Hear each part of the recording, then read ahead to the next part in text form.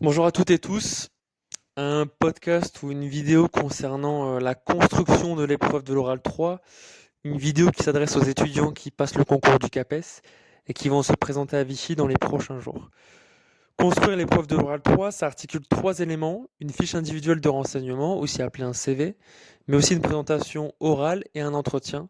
Et on va revenir sur chacun de ces points rapidement. Pour commencer, la fiche individuelle de renseignement ou le CV. Au travers de ce CV, l'enjeu de l'épreuve, ça va être pour le candidat de montrer quels ont été les bénéfices retirés. Euh, Ces bénéfices sont liés à l'interprétation, à l'argumentation que le candidat aura à partir des travaux qu'il a effectués, des expériences qu'il a menées dans son enseignement, mais aussi hors de son enseignement.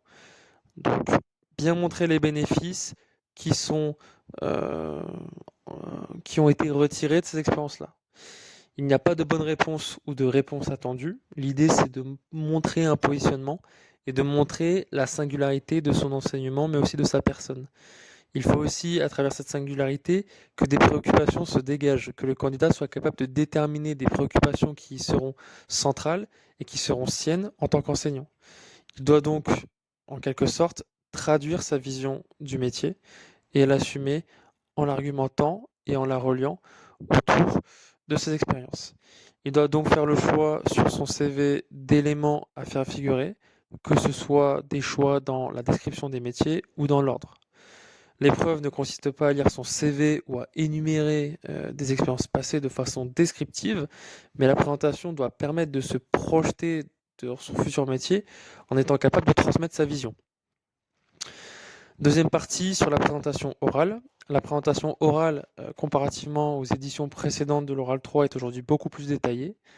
Il est bien attendu que le candidat introduise son propos avec une problématique, un plan, et qu'il y ait ensuite un développement en 2-3 parties qui reprend 2-3 axes essentiels de sa projection dans le métier, de sa problématique, et qui est appuyé, qui est illustré à partir d'expériences de son parcours. Il faut donc croiser une problématique centrale du métier que le candidat souhaite envisager et relier cette problématique à des éléments personnels qui permettent d'argumenter en ce sens.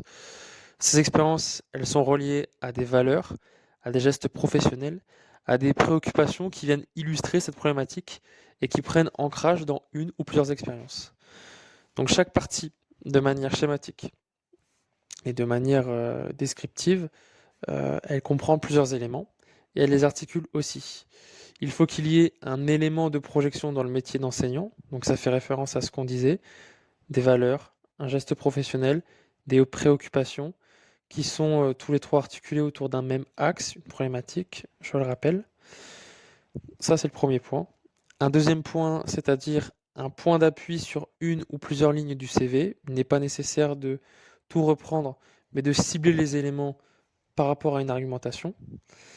Ensuite, une illustration de situations scolaires. Un troisième point, donc expérimenté au cours de stage.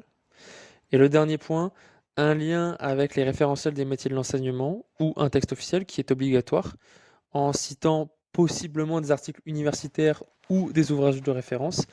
Mais l'idée reste quand même de se situer par rapport au métier en se basant sur des référentiels connus et obligatoires officiels. Toujours sur cette présentation orale, cette trame-là, qui comprend 4 points, peut être reprise 2 à 3 fois lors du développement, selon le temps qui est mis et selon la capacité du candidat à argumenter dessus, où on met l'accent à chaque fois sur une autre facette de sa problématique, sur une autre facette du futur enseignant que le candidat souhaite devenir, que le candidat souhaite montrer. Par rapport aux illustrations, il faut sélectionner une problématique, définir la problématique scientifiquement, donc ça c'est par rapport à l'exposé, et ensuite argumenter son choix de problématique, donc qui concerne l'enseignant, gestes, valeurs, préoccupations, en prenant appui sur ses expériences. Il faut donc ensuite faire le lien avec les compétences professionnelles des enseignants. C'est une redite du plan ci-dessus, mais de manière plus descriptive, de manière plus macroscopique. Le plus important est hors de cette manière descriptive, cette manière de décrire l'épreuve, il faut surtout soigner l'articulation entre les différents éléments, créer une sorte de complexe logique qui combine des dimensions personnelles, scientifiques, professionnelles, mais aussi pédagogiques et des éléments institutionnels.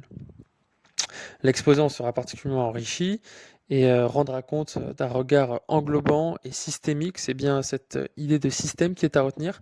Donc un système sur les différentes dimensions du futur métier.